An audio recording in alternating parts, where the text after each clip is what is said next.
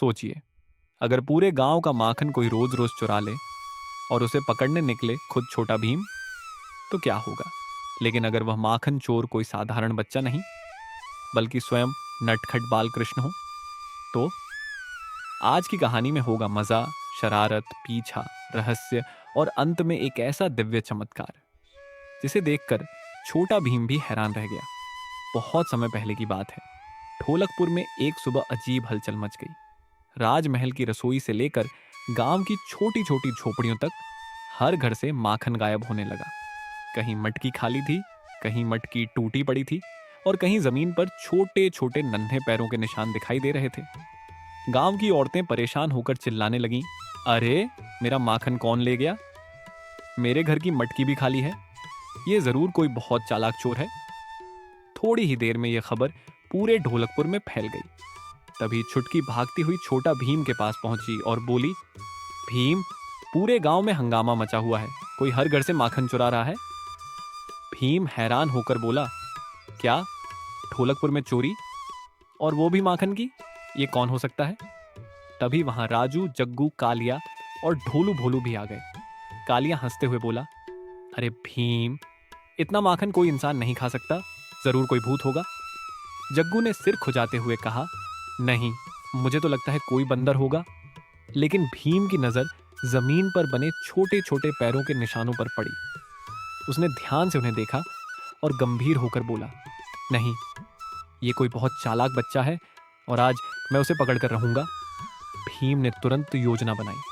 उसने सबको इकट्ठा किया और कहा, आज रात हम माखन चोर को पकड़ने के लिए जाल बिछाएंगे।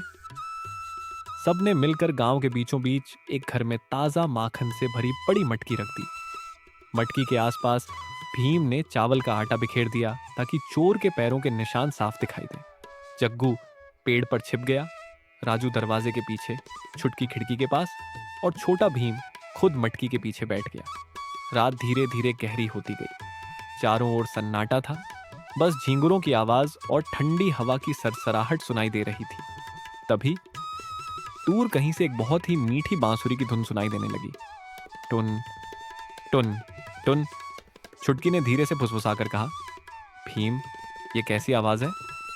भीम ने आंखें सिकोड़ते हुए कहा, चुप रहो, चोर आने वाला है। कुछ ही देर बाद खिड़की से एक छोटा सा प्यारा बच्चा अंदर कूदा।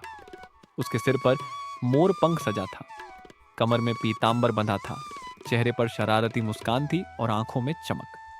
वह धीरे धीरे मटकी के पास आया, चारों ओर देखा और मुस्कुराकर बोला, वाह, आज तो बहुत सारा माखन है। फिर उसने मटकी खोली और उंगली से माखन निकालकर खाने लगा। छुटकी की आंखें हैरानी से बड़ी हो गईं। जग्गू ने धीरे से कहा, अरे, ये तो बहुत छोटा बच्चा है। लेकिन तभी छोटा भीम जोर से बाहर कूदा और चिल्लाया, पकड़ लिया, अब कहां भागोगे माखन चोर? वह बच्चा पलटा, मुस्कुराया और बोला, अगर पकड़ सकते हो तो पकड़ लो। और अगले ही पल वह बिजली की तरह भाग निकला। अब पूरे गांव में एक मजेदार पीछा शुरू हो गया। छोटा भीम उसके पीछे दौड़ा, राजू, छुटकी, जग्गू और बाकी सब भी उसके पीछे भागे। वह नन्हा बच्चा कभी एक छत से दूसरी छत पर कूद जाता, कभी पेड़ पर चढ़ जाता, कभी किसी मटकी के पीछे छिप जाता। एक बार तो उसने भागते भागते जग्गू की पूंछ पकड़ ली और झूला झूलने लगा। जग्गू चिल्लाया, अरे, ये तो मुझसे भी ज्यादा शरारती है। वह बच्चा हंसता जा रहा था और बीच बीच में अपनी बांसुरी भी बजा देता।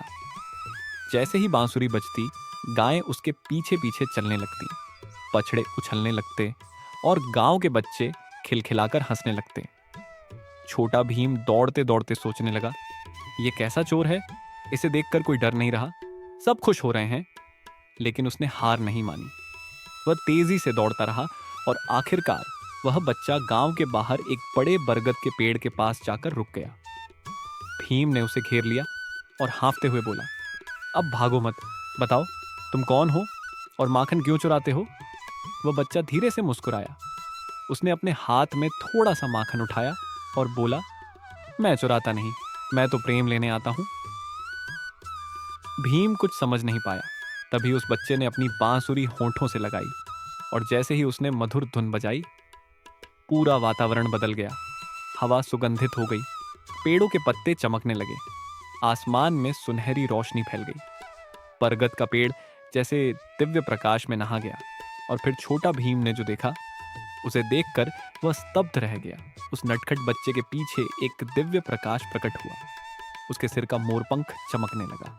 उसकी आंखों में अनंत करुणा दिखाई देने लगी। भीम ने हाथ जोड़कर पूछा, लेकिन प्रभु, आप माखन ही क्यों लेते हैं?